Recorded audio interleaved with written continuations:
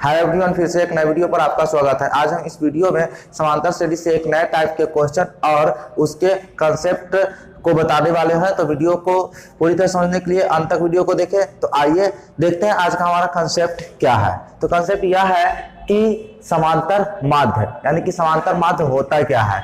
तो इसे ध्यान समझिए।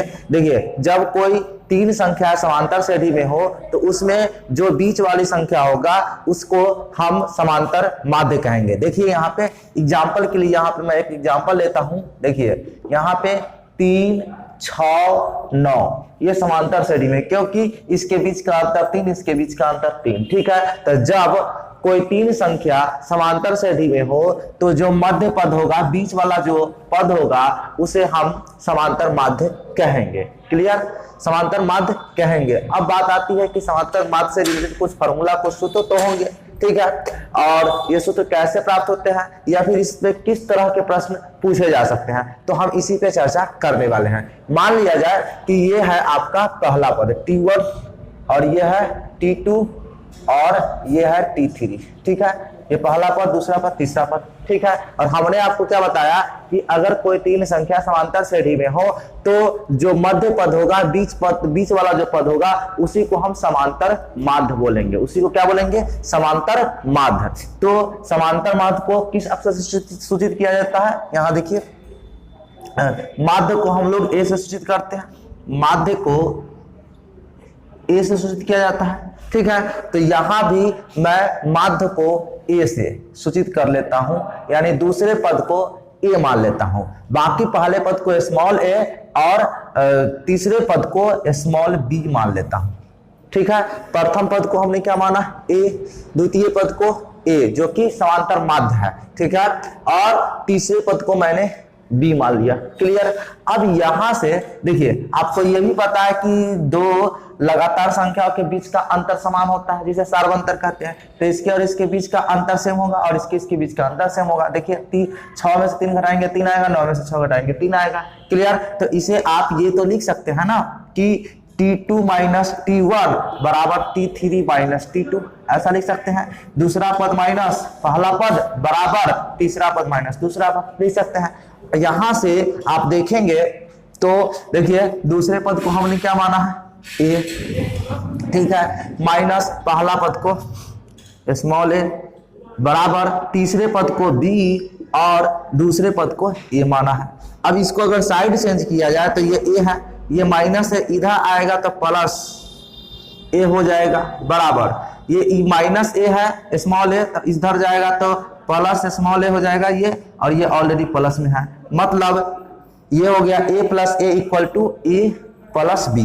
अब इसको ऐड करेंगे तो 2a हो जाएगा बराबर a प्लस बी। ठीक है। और a बराबर a प्लस b बाई 2, यानी कि ये आपका फॉर्मूला निकल के आ गया। यानी कि तीन संख्या दिया हो, ठीक है, और उसके माध्य की बात हो तो बीच वाला तो माध्य होता है, लेकिन आपको प्रश्न जब पूछेगा ना तो कोई दो संख्या दिया हुआ रहेगा और कहेगा कि इसके बीच का समांतर माध्य ज्ञात करें। ठीक है। उसको भी मैं बताता हूं। इससे पहले यहाँ पे इसको मैं शब्दों में लिख देता हूं। देखिए, ये माध्य है ना, इसे समांतर माध्य। अगर आपसे कहे ए और बी का समांतर माध्य, ए और बी का समांतर माध्य बराबर क्या हो जाएगा? ए प्लस बी बाई 2। क्लियर है? इसी चीज को मैंने शब्दों में लिख दिया, जो चीज यहां संकेत में है। क्लियर? क्योंकि समांतर माध्य को किस चीज से सूचित किया जाता है? माध्य या समांतर माध्य को ए से सूचित किया जाता है, कैपिटल ए से। तो ए बराबर ए प्लस बी बाई 2, जिसमें ये प्रथम पद और ये तृतीय पद है। ठीक है। अब एग्जाम्पल देखिए, आपका प्रश्न कैसे पूछेगा। ठीक है। देखिए, आपसे कहा कि 6 और 9 का समांतर माध्य क्या होगा। तो हमने आपको क्या बताया कि प्रथम पद है ना, यानी कि ये वाला जो जिसका दिया हुआ है, तो ये हो गया, ए हो जाएगा, ये बी हो जाएगा। देख रहे हैं ना, ए और बी का समांतर माध्य क्या हो जाएगा? ए प्लस बी बाई 2, यानी दोनों को जोड़ना है, 2 से भाग दे देना है। ठीक है। तो समांतर माध्य यानी कि ए बराबर आपका क्या हो जाएगा? 6 + 9/2, 9 6 कितना होगा 15, 15/2,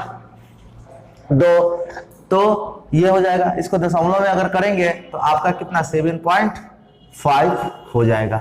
ठीक है, एक और एग्जांपल लीजिए। अगर आपसे कहा कि 5, 15 और 25 का समांतर माध्य बराबर क्या होगा। फिर से वही क्या करना है, समांतर माध्य ज्ञात करना है, यानी कि a बराबर तो वही फॉर्मूला a + b/2 लिखेंगे। a कितना हो जाएगा आपका 15, b कितना हो जाएगा 25/2, इसको ऐड करेंगे तो कितना हो जाएगा 40 हो जाएगा। 40/2 कट कर देंगे इसको तो 20 आ जाएगा। तो ये जो 20 आया सो 15 और 25 के बीच की संख्या होगा, जिसे हम समांतर माध्य कहते हैं। क्लियर। एक चीज हम आपको और भी बताना चाहेंगे, ऐसा क्यों होता है। तो जो माध्य ज्ञात करते हैं औसत, वो ये जो फॉर्मूला है औसत के नियम से ही लागू होता है, औसत के नियम पर ही लागू होता है। आप देखें तो एक वहां पे औसत बराबर सूत्र होता है, औसत बराबर है ना राशियों का योग बटा राशियों की संख्या, ऐसा होता है। इसी को हम बोलते हैं आंकड़ों का योग बटे आंकड़ों की संख्या। या तो ये लिखिए राशियों लिखिए या आंकड़ों लिखिए, बात उतना ही है। तो ये औसत का फॉर्मूला होता है। ठीक है, ये होता है। अगर इसके हिसाब से भी देखें, और यही हमारा माध्य भी होता है। माध्य बराबर जो साधारण माध्य की बात करें वहां भी वही होता है, राशियों का योग बटे राशियों की संख्या। तो यहां भी क्या है, राशियों का योग, यानी कितने राशि है 1 और 2 है, तो इसको जोड़ देने हैं, 6 + 9 करने हैं। ये राशियों की संख्या क्या है, वो संख्या 1 और 2 तो 2 से भाग दे देने हैं, तो 9 6 15/2 यानी कि 7.5 हो जाएगा। ऐसे भी कर सकते। इस एग्जाम्पल को भी देखिए, इसमें 2 को संख्या, एक 15 है, दूसरा 25 है, तो इसका माध्य कैसे निकलेंगे, इसका माध्य कैसे निकालेंगे, तो 15 + 25 करेंगे। 2 को संख्या है तो 2 से भाग दे देंगे, है ना, यानी कि 15 और 25 40 हो जाएगा, 40/2 कट के 20 हो जाएगा। क्लियर। तो ये वाला है सब फर्स्ट एग्जाम्पल का, ये सेकेंड एग्जाम्पल का। तो इस तरह से निकाले जा सकते हैं, यानी कि ये जो सूत्र है वो औसत के नियम पर ही आधारित है। क्लियर। तो ये एक छोटा सा टॉपिक था जो कि हमने आपको बताया कि समांतर माध्य होता है क्या है, इसमें किस तरह के प्रश्न पूछेंगे, कैसे निकालेंगे, एकदम इजी है। और इस टाइप के जो प्रश्न होंगे आपको खासकर ऑब्जेक्टिव में होगा कि 2 संख्या दिया हुआ है, उसका समांतर माध्य बताइए। क्या करना है, दोनों जो दिया हुआ है संख्या उसको जोड़ देना है और 2 से भाग देना है। उम्मीद है कि ये छोटी सी वीडियो आपको पसंद आई होगी, तो इसे लाइक करिए और अपने चाहने वाले को शेयर कर दीजिए।